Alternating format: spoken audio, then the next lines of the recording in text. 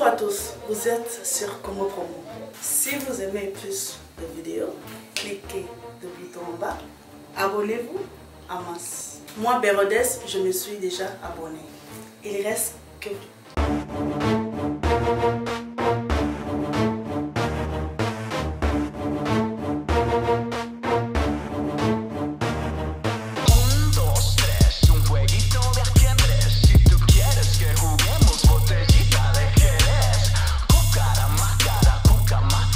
Parce que son toyoka son un micro, guitare, pour toyoka on a nous. Toyoka musique. Voilà. Le coach.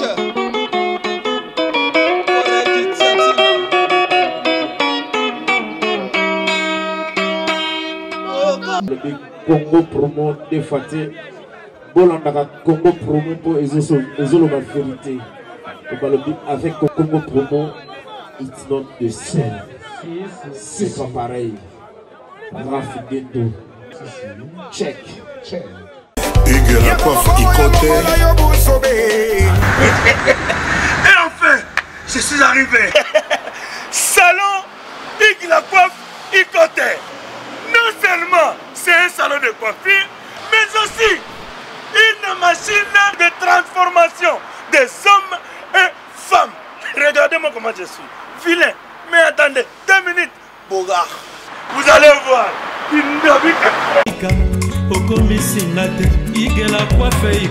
Hugues la coiffe Ikoté. Votre salon de coiffure mixte afro-européen situé sur la Nationale 3 au 174 avenue Aristide Briand, les pavillons sous bois. Pour plus de précisions, veuillez nous contacter au 01 41 55 00 00 ou encore sur notre site huguelacoiffeikoté.com. Nous sommes ouverts tous les jours de 8h à 20h, même les jours fériés. Hugues la coiffe Ikoté, l'homme qui coiffe la ville. Hugues la coiffe Ikoté, le salon de coiffure mixte afro-européenne de proximité. Au 174 avenue Aristide Briand, les pavillons sous bois sur la Nationale 3. Un seul numéro, 01 41 55 00 00. La beauté de votre chevelure chez votre frère. Hugues la coiffe Ikoté, même père, même mère. Chikicha, chikicha, cha cha. La beauté peut tout changer. Salon Hugues la coiffe Ikoté. Quelle beauté!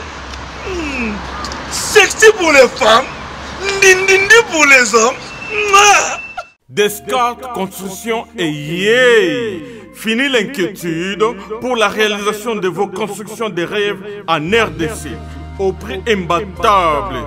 Grâce à votre entreprise installée en RDC uniquement pour vous, spécialisée en construction, réfection, bâtiments, immeubles, vente de terrains, travaux publics, avec les ingénieurs architectes qualifiés au prix incroyable. Descartes Construction est aussi spécialisée en luminosité des bâtiments et éclairage public, installation des systèmes d'alerte, intrusion pour des maisons et véhicules et tout d'autres services. Nous acceptons aussi les paiements par tranche au prix incroyable. Pas d'hésitation avec Descartes Construction. Vous ne serez jamais déçus. Pour tout contact, notre email est descartesconstruction@gmail.com. Notre numéro de contact plus 447 93 92 82 813 et appelez-nous pour Kinshasa plus 243 89 91 56 86 2.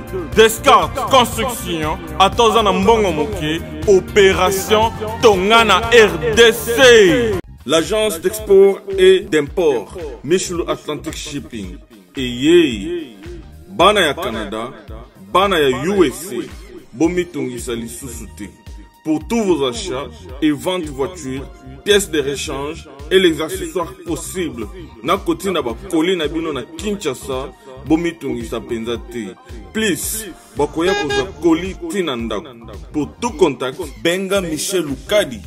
plus 1 508 371 60 43 USA na Canada. Pour la Kinshasa, benga na plus 243 89 551 30 38. Michulu Atlantic Shipping, Yaboye, Bazuapi. Raf Ngindou, félicitations pour la promotion, c'est la rapport d'artiste. Que Dieu te bénisse. À connaît pas demander, il n'y a rien en face. Congo promo, Raf Ngindou nde. Raf Ngindou. Congo promo. Merci nada bena fier na Congo promo. Et ça sito bena no number one. Donc sito bena intellectuel. Boss Raf Ngindou en tout cas on a passivement bambot. Raf Ngindou le présentateur la force créative Congo promo. Congo Boroto ça la force militaire na Congo promo. Et faites comme moi, allez voir Congo promo tv5.com. Donc au nom de Jésus-Christ nous bénissons le Congo promo. Avec Raf Ngindou, Congo promo ne tombera jamais. Piccolo Congo promo nde. Ouais, balobi Raf Ngindou. Congo promo toujours, grande puissance. Come on. Congo promo qui torcos net in a film. Congo promo babunda na nango. Raf Ngindou. Congo promo. Bonne fête à toutes les femmes du capital, bonne fête à toutes les femmes du monde entier. Partout où vous êtes, partout où vous nous suivez, nous sommes dans le mois de mars. Vous le savez que le mois de mars, c'est un mois consacré à la femme parce que le 8 mars, c'est déjà la fête internationale de la femme dans tout le pays, donc dans tout le monde. Célébrons la fête de la femme. Et bien déjà aujourd'hui, moi Betty Massengou, je salue toutes les mamans parce que c'est vous qui sont déjà à l'honneur. Je vous salue et je vous souhaite bien de bonnes choses à vous, que du bonheur dans vos maisons, dans vos boulots, donc dans vos travail. En tout cas, je vous aime énormément. Donc, et puis ça joue à papa parce que tout ça, le mois de mars, c'est vraiment un mois consacré à la femme parce que la femme d'abord, la femme dans un honneur. Et je pense déjà à ma maman chérie. Salutations à vous, maman Katibaki. Ça est bonne fête à vous, maman. Et salutations déjà à maman Emilie Nzemba. Moi, c'est papa tous Pépé Liambeto. Bonne fête à vous, Esther Mumbanda depuis Colorado, et la joie de Pichuna depuis France. Bonne fête aussi à vous. Et voilà, comme vous me voyez, je suis à la répétition.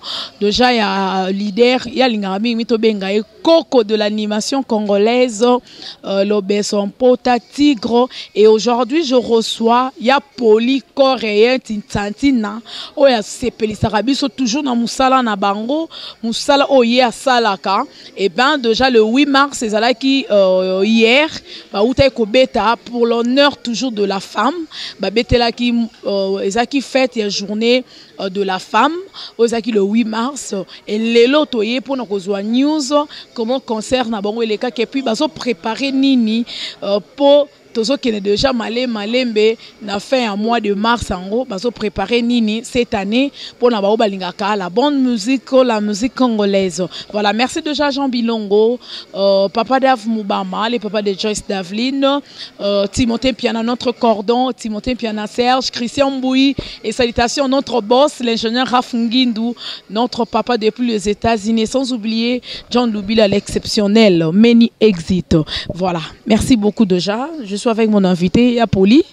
Bonjour et bonne santé. Bonjour, car santé nous sommes à chaque fois de tout cela. Nous écoutons Basanta, on est à la Kitoko, et vraiment tout ça va bien. Nangolo Nzambe. En tout cas, plaisir à trouver Royamba le Soussou na émission na biso et je pense à chaque fois Royamba rayo na émission ba fan ba sepelaka et un mot d'abord na ba fan obazolandayo partout dans le monde avant d'entrer dans le bain de notre émission au EBC Bangoni.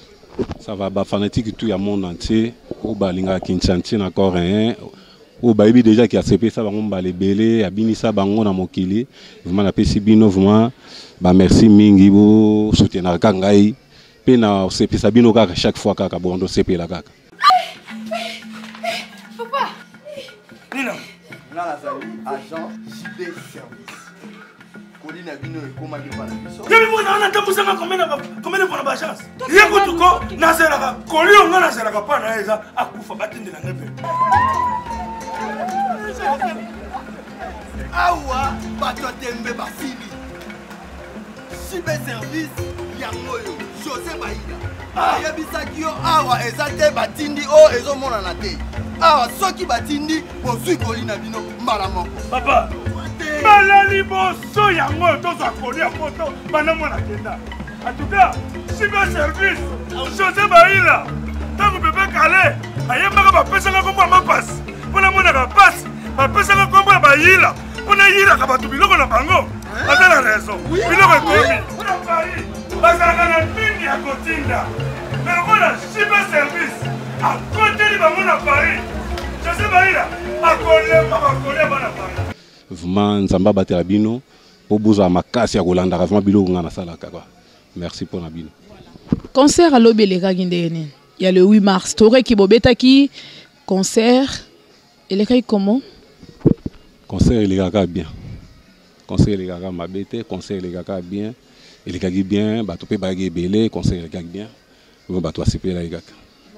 Dans le news mobo et tambolaki par rapport à Poli, le quoi news et koufara nangote et pour la répéter. Ata tozwa ki yo na moment wana te mais na ministre le roi tozio to profiter to tout na yo kaki que balobi ki osala ka accident. C'était vrai ou ezaki archi faux? Vraiment ça l'accidenté.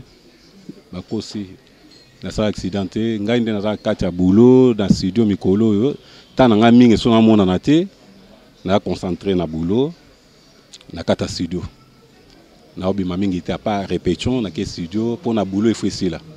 Vraiment na ça accidenté ça faux bakosi bino na ça accidenté. En tout cas, on moto lingara information to ya pena source pour to vraiment information moko eza vrai. Donc on est là on ka ba rumeur de na yoka ki mutu moko benga ki alobi betima c'est vérifier c'est ça vrai. Le moment ki to luka ki ya Poli pour to me kontu na e. Au sein de studio beaucoup déjà na niveau nini.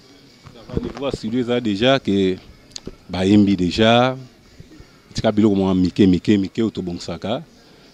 Tika biloko mike moi ba dédicace na mo bonko bonsa ba vocal mike ni to sala ba biloko mike mais studio vraiment grande partie c'est salami album mobimba na biloko moko mike susu ya moi ba cri o lobeso ba na ba jeune ki mususu mais tout c'est stylé ba clip pezo banda kalate ba clip pezo banda so to vidé comme makambutu na avril auto 6 makambutu na marsa surtout ba avril to pe sabino to ko ba date pour na tout c'était pour to ko ba bo nzambe pe makamso ya ndenge mususu mais to ebi ki to sala album pour ici là pour na ba fin avril ata ba katikati to ko la gré babilo ko ba to mon nango déjà mais boulot et l'équipe bien ba to bo CP là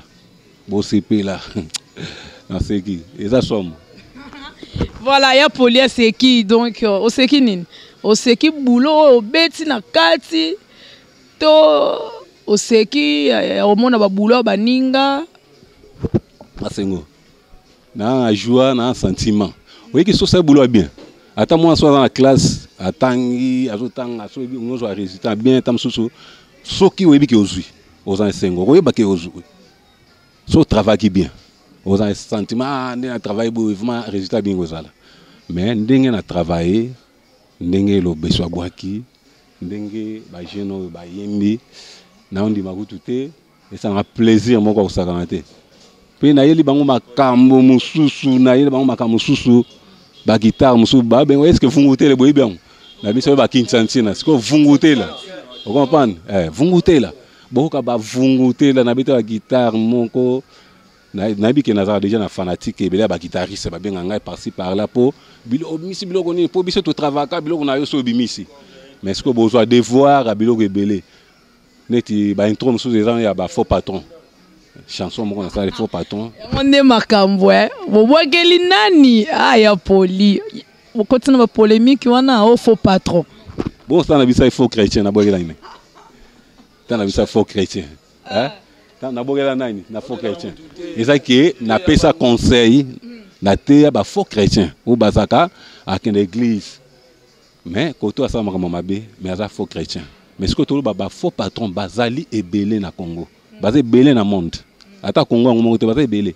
à part attention moi ba potonné comique poto ça attention moi logique moko ke balandelaka mais awa lokwa balandela biso te mais mutoko sala entreprise na ye atie bato na ye na musala afuta bango te équipé te mais mutoko balandela biso azate ya to yimbi ba faux patron il faut bufutaka bato po bato ba bazwa moyen ya ko vivre boko kango ta moke ba obeta moke boko kango sema faux patron ezali na saka pa faux chrétien faux patron et vous appelez faux pasteur et royaka on a balmo me roya faux nani père ozala faux camarade faux massa faut tout yaka faut tout yemba nature faut tout pesa éducation na bato et là te to yemba ka bolingo te parce qu'on a na makambo susu éducation faut ezala na musique mais boko sepela na nzembo. En tout cas, faux patron. Yabiso, l'ingénieur Rafungindu, il y a un faux patron. Il y a vraiment vrai patron. Pour foutre Rabiso, Babetima Sengu. Na fin du mois, on a un salaire nanga. Donc, c'est comme ça. Rigan Lubanza, Diokuna, Balobi, Papa Daf Mubama. Donc, Balobi, patron, ça la rendait au foutre Rabat travailleur. Mais Balobi, que Bobo, quel est rançon? Na lo babon qui ont déjà monté soufflé qui ngangwa lobi oya poli lo beso faux patron ana bobo qui place bozala ki to boka bongo te to yembeli ba patron ba bena na peso exemple là tant na yemba ka faux chrétien pourquoi to boka ba tuté mais ça rythme ngai na kenda na ba faux il faut pesa conseil na ba to mabe ba pesa conseil na moto malamu te et là ba conseil na pesa banze mon ngai pesa ba conseil tant na bi faux patron tout le monde peut battre sur la terrasse wa azimo na musala lobi mo na musala kimi na nike ba futa ngai te ngona kimi na biloko bango so ezo kanga bango est-ce que na yebso kanga bino mo pete biso pete to na kati ya makambo vous comprenez biso pete na makambo na soto futi batote to comme ba fo patron ba mi se pe hotel mais biso moni ba fo patron vous comprenez eza na kati ya makambo eza pona biso tout mais ça te kaka eza pona ancien patron na biso un problème na été za to kabwani to longwe mutu na ana coin na ye biso pe to salem na biso to na biso mais to ko yembela te ke patron na biso faut patron pourquoi wana isa ba les on dia bato et to yembeli bato amiyebi ka za faux patron il faut bongisa et s'il ato za nani yebi ke nganga faux patron nsembo il faut na changer ou changer ya ngana yimbi. En tout cas, faux patron, ils ont quand même oh, il y a une entreprise en haut fout travailleur té, il y a que faux patron et kangio et donc mais au comparant on a faux chrétien. Ça va nzembo boy. Son asa kinzembo qui danger.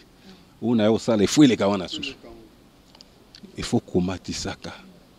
On a sali ce qu'on a pour ngana mo eleki faux chrétien. Il y a qui bien, il y a danger mais oh est-ce que eleki faux chrétien. Pour ta succès. Oui, que faux chrétien et bêta ya poli. Monde entier bandima yango et bêta au na ba boîte, au na ba fête, na ba terrasse, au yo kake faux chrétien bêta. Si go faux patron pe bêta loko la faux chrétien bêta. Bêta o legana. O legana po, o yo nazo mona ngo kaka mo muke kaka. O bato azo kame, ezo bouger monde. Ezo bouger partout baso faux patron na danse. Vous comprenez? O écoute o legana. Pour ça makambo so asika na ame tout kuna ezaki ya ngai mais ezaki na onaki pa mutu na chemwa maele ezapi maele musuba ko te salango boy mais na olinga boy te mais na ndimaka bango kaka est-ce que je comprends mais eza inspiration nzambe o ngaza nango yanga on appelle sous moto pe Hugues de la Forêt ou rançon des faux chrétiens pe bêta yeba ke so sali nsembo mabe so eza mabe ke na ngokasi bon banzembo ebeleza pa Roi de la Forêt mususu simbite point même moto eza nzemuni kuna simbite mususu eza pe simbite même mususu simbi eza nzembo ya bien ata tant ça ba faux chrétien wana et puis bande mususu pe ça ka pe danger te mais mususu pe ça je comprends ezali ki nzembo so eza kitoko eza pe ça éducation bien bato ba osepela ngo bato ba yoka yango ke ezala ke po to sala ngo na te mais awa oyo ça succès ko le ka faux chrétien to zali a mokile oya mbango eza somme. Kaya poli coréen, merci beaucoup. Toroyo kango en live pour na bande ko bazolanda biso.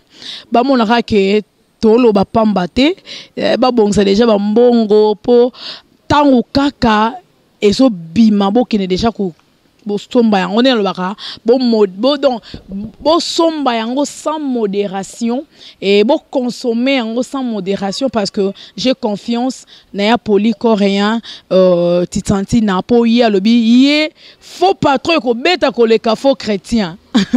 Voilà, merci beaucoup. Toyoka déjà bande ko na miso baza kuna micro yango yo.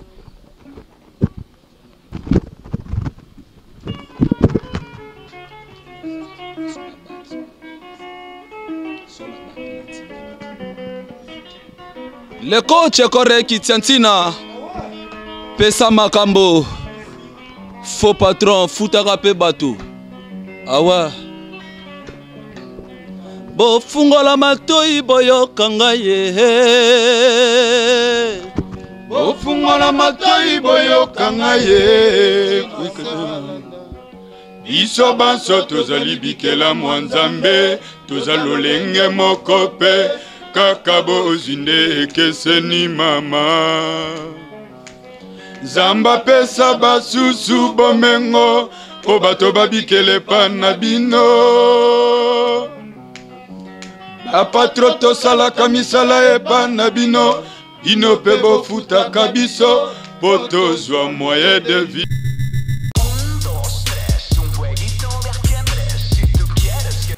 Bonjour à tous.